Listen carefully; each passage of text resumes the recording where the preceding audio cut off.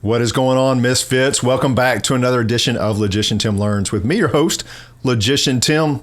That's right, this is the show where you get to watch me go from a total gaming newbie to a more informed gaming newbie. How about that? What is going on, you guys? Hope you guys had a good Monday. We're chilling out on a Tuesday. I forgot to put up my stream stuff over here, my chat, so I'm going to pull that up real quick. I'm so professional, you know? All right, let's get this set up over here. There we go. That way, if you type some comments, I can actually read them. That's a good thing, I think.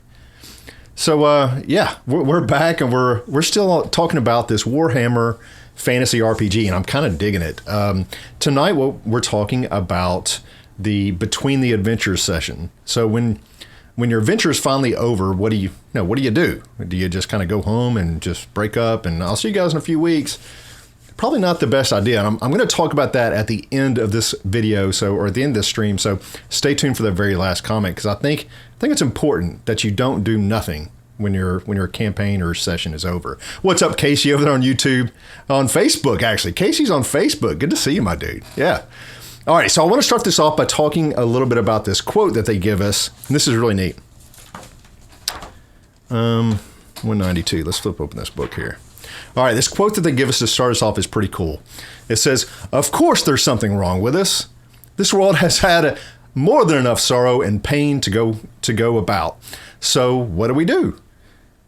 We seek out things that even the courageous fear, and we fight them in the dark. Truly, we are the favored pawns of the gods. So what do I do with my time when I'm not on some foolish quest? I drink." I think we could all kind of relate to that just a little bit. But what do you do during downtime? And that's the question of today. What do you do after the adventure? Because it may take a lot of game sessions. It may take weeks or months or years even. But eventually all these adventures come to an end and you have some downtime. And when they do, it can sometimes be a few weeks, where your character has nothing to do before the next adventure begins. And in the Warhammer Fantasy RPG, they provide some things for you to do between these adventures. And they tell us really that everything in this chapter is completely optional. So some players are not going to like this stuff, so just skip it. Other players and characters are going to really enjoy this section because it allows them to have the opportunity to give depth into their character and pursue leads and some ideas even that could come out of adventures for later. So they say that there is no right or wrong way to do this and that you should treat this chapter as a source of inspiration more than anything. So let's start it off here. They kind of start off talking about these events. And so when you begin these between adventures activities, you're going to randomize an event. And so what you're going to do, you're going to roll a D100 and you're going to take your value that you get out of that D100 and you're going to look on this events table. And some of these will affect just you and some will affect the whole party. So let's take a look at a couple of these. So if you roll a 4 through a 6, for example, it's called Arcane Auction. So it says the belongings of a recently deceased neighbor are auctioned, including a dusty old book of unknown origin. If you're able to pay the 10 gold crowns asking price, the book is yours. Beyond any other advantage the book may bring as determined by the GM, so it's going to have some type of special powers or something, any academic characters attempting the research lore endeavor gains plus 20 on the test. Now, if you roll a 7 through a 10, it's called the name of this one, the event is called Betrayed. And it says a friend, family member, or ally turns on you, the ramifications of which will impact you the next adventure. If you have no friends, family, or allies, your time between adventures is blissfully uneventful, though somewhat dull. And so they have these list of events here. Some of them talk about the weather, like if you had really bad weather, bad things will happen to you. The food prices will increase by 20%. You have glorious weather is another one where, what does it say here? You can add a new short-term ambition. When it's concluded, you do not replace it with a new one. There's all types of these events on here that you can roll up and just give something to do during your downtime. It's kind of cool. What were some of these other ones I wanted to look at? Old debts. This one says you have a major or significant favor called in. Dealing with a favor will be a part of your next adventure, and you lose one endeavor in preparation for what is to come. And I'm going to get into endeavors here. Actually, we need to go ahead and do that now. So the endeavors, what they're talking about is after you roll on your event, you have a selection of activities that you can partake in while between the adventures. And they're called endeavors, all right? And you're allowed to take one endeavor per week of downtime that you're not adventuring. And they have a maximum of 3 endeavors in total that you can take. So let's say you're off for 5 months, you're still only allowed to get a maximum of 3 of these endeavors to choose from. They give you a list, so you kind of want to spend them wisely. So what's up, Adam? Good to see you, dude. Yeah, they are. It's like side quests. Yeah, absolutely. So you're going to pick from these endeavors. They say basically the rest of the time that you're kind of off, they say you're taking the rest of that time is taken up by you living your life in basic, relatively peaceful time, whatever that may look like for your character. But one of the things I wanted to mention before we get into the different endeavors, because that's how I'm going to spend most of the rest of this stream, is explaining the different endeavors that are available to you. There's something that you need to know. After you roll your event and you choose your endeavors, up to 3 endeavors, all the money that your character has is considered spent. Okay, every last gold crown is gone. The silver that you stole from that burger's pocket, it's gone. The treasure that you found is gone. It's spent, all of it. And begs the question, what happened to it? And they tell us, it was spent. It was stolen. It was gambled away. It was used for repairs. It paid off debts or paid taxes, or you gave it to charity, or you spent it on bribes, or you used it in some other way that you prefer. And you'll have come up to some little bit of a backstory on how your character spent the money. But the bottom line is it's gone. It's gone. So if you want to keep some of your coin to use for later on, you're going to need to take the banking endeavor or the income endeavor. And I'm going to get into those here right now, because just if you don't do anything, your money's just gone. You start off with no money. So there you go. So you want to make sure you take part in at least a couple of these endeavors. The first one that I want to go over, so they have them broken down into general and class endeavors. And so in the general endeavors, one of the first ones they tell us about is banking. And this is where you can store your funds for future use, right? And you can choose to store your money in a reputable bank if you have the gold or the silver social status tiers. And you even have the possibility of earning a little bit of interest if you do that. Or if you don't have those like higher echelon social tiers, like you're a peasant or something like that, then you can choose to stash your money instead of putting it in a bank. By hiding it or burying it or whatever. Of course, if you do stash it and don't put it in a bank, it's a lot riskier, and it's definitely not going to earn any interest, right?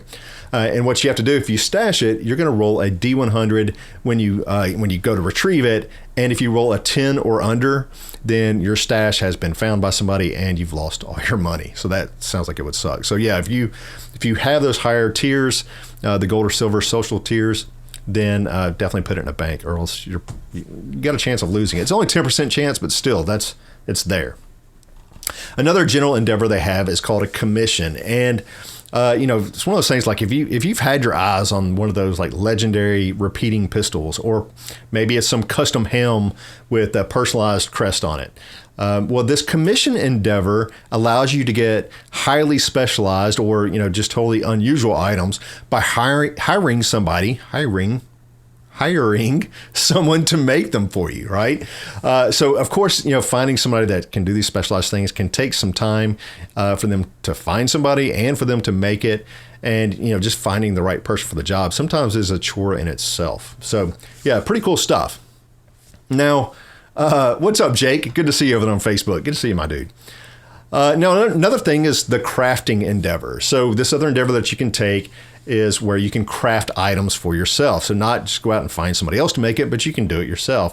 And there's some, special things you have to do. You have to have like the right trade skills, and you have to get all the trade tools, the raw materials that you need, and you're going to need access to the appropriate workshop, those type of things. But just know that you can do your own crafting in the downtime. So that's kind of neat. Now, they also have an income endeavor, and this allows you to make money between adventuring. It's almost like getting your paycheck for the most part. And so usually this is in the form of your profession. I'll get it out. So usually earning your money this way is in the form of your profession, whatever career that you have. So if you're a bounty hunter, you're going to hunt bounties, right? If you're a river warden, you're going to ward rivers, protect rivers, right? If you're a troll slayer, then you're going to slay trolls, those sorts of things, and you're going to earn some money for that. And so if you choose this endeavor, you're going to acquire the income that's based on your status, kind of related to your career. And you can take that with you on your next adventure. So even if you don't do the banking one, you can do this income one. Of course, all your money's gone, but this new income one will at least give you kind of a paycheck to start off with on your next adventure. So something to think about. Now, another one of these endeavors is called invent. And this is really cool. Like you get to invent things, it allows you to invent new trappings or equipment. They call them trappings. And somebody talked about this on YouTube. Trappings is kind of like a normal term. It's an English term, but a lot of people in the United States don't really use that term. But yeah, trappings is like your equipment or possessions for the most part. So yeah, this invent endeavor allows you to create new things, and it can be pretty much anything that you can think of. And you're basically going to take 2 or more trappings or pieces of equipment that are in the book, and you're going to combine them together to make something completely new and outrageous. A couple of the examples they give are, combining a pistol with another type of pistol to make a repeating pistol, right? Or you might combine a pigeon with a bomb to make a pigeon bomb. Holy crap, that sounds awesome. How do I get started? And the point here really is just to let your imagination run wild and come up with just some really creative, wild stuff. Now, you do have to kind of work with the GM to decide what skills you need and what the difficulty is to try to do all this kind of stuff. But I just thought this one sounds like a lot of fun and makes me want to spend a little bit more time in that trappings or equipment section of the book, just kind of dreaming up some wild combinations. Sounds like fun. And no other book have I really wanted to spend a lot of time in the equipment section, but this kind of makes me want to do that just to see what I could come up with. So yeah, the invent one sounds pretty cool. Now, another one they have was the training endeavor. And remember, you can only pick 3 of these, maximum of 3. The training endeavor allows you to gain or train a skill or characteristic that's outside of your career, because you're kind of limited by what you can skill up and what you can kind of train in by your career. Well, this allows you to train outside of your career, and you have to pay the normal experience points along with the money it costs to a tutor. But this does allow you to expand your character's skill outside of the barriers of that career, making customization almost endless. So you can make it pretty much however you want, right? So it sounds like a lot of fun. Now, they talk a little bit about the class endeavors. So those are like some of the general endeavors. They also have class endeavors that you can choose from as well. Again, you get a maximum of 3 total endeavors. So you definitely want to pick wisely. Now, one of these was called combat training, where rangers and warriors can pick this combat training endeavor. And this is where you're spending, some of your time off from your adventuring, kind of honing your fighting skills and keeping your wits about you and your reflexes sharp, right? And after you do this, you kind of attempt like a challenging test type thing. You're going to roll the dice basically. And if you succeed, you can reverse a test once during your next adventure that's related to it. So if you fail at something, or if you miss a hit that's really important to you, you can then use this combat training to reverse that test into a positive. So it's kind of neat. You can bank that up basically. This other one was kind of cool. It's called Foment Dissent, and it's for burghers and peasants. And this one's kind of cool. This is where you talk with local citizens, where you lead meetings or involve yourself locally with a local population. And you can start directing these conversations to slowly feed anger and resentment towards a specific individual, group, or institution. This sounds like a lot of fun. So you make some tests, basically, and if you succeed, you can attempt a charm test to gather a rioting mob, like during your adventure, to accost whoever you have, whatever group or target you've picked. And when you do this crowd is going to start building and shouting insults and demanding justice or whatever, throwing rotten tomatoes or vegetables or whatever, and basically bullying whoever you had in mind. And so that's kind of cool. You can keep that in your pocket for later on if you're a burgher or a peasant. And it just sounds like a lot of fun to break out when you're role playing. Another one of these was called The Latest News, and this is for Rangers and for river folk. And this endeavor is where you can learn kind of like the latest news and gossip from afar. And this information, it can kind of help you along in the next adventure. It's usually some little tidbit of information. Now, you do have to roll to see if what you learned is true or not. And if you failed the test, you could end up getting the wrong information that you think is true, and you might end up taking some wrong actions on some bad information. That just happens, right? Another one, the last one I was going to go over, though, the endeavor of study a mark. And this is for rogues. And rogues get to study a mark endeavor that allows the rogues to observe a target and gain an advantage during their future criminal endeavors with that person, right? And if they're successful, they will be allowed to reverse a test concerning the mark once during the adventure. So they can kind of do that as well. Yeah, that's right, Casey. Where's my maters and rotten cabbage? That's right, my dude. So yeah, just a lot of cool stuff for you to pick from, something to do during the downtime. I just really like that there's things to do when you're not adventuring, and maybe the GM is currently, preparing your next adventure and you don't have a lot to do, but you still want to meet up and do some stuff together as a group and keep the group going once a week or whatever, because you have this schedule. You've met up for the past 3 months, every Tuesday or whatever it may be, right? And you meet up every Tuesday at 8:00 and you play for 3 hours, and that's just been your groove. And then you skip a week or a couple weeks while the GM's preparing stuff. Well, then kind of you get out of the groove of it, and people, aren't as used to coming every Tuesday, and it's more apt they're going to miss more sessions, and you don't want that going. And I think this type of thing that is great because you can sit around and talk about your characters and the adventures that you had, and you have a few little things to do while also giving the GM, who's hopefully listening and partaking in all this, giving them some ideas of what to add in that next adventure. So I just really like this idea of something to do during downtime when you're not on this great big quest or adventure, something that's easy, it's lighthearted, you're probably sitting around talking and joking about stuff. You can still stay in character some, you can get out of character some, and it just keeps the group kind of meeting week to week. And so I just think this is a great idea. Great idea.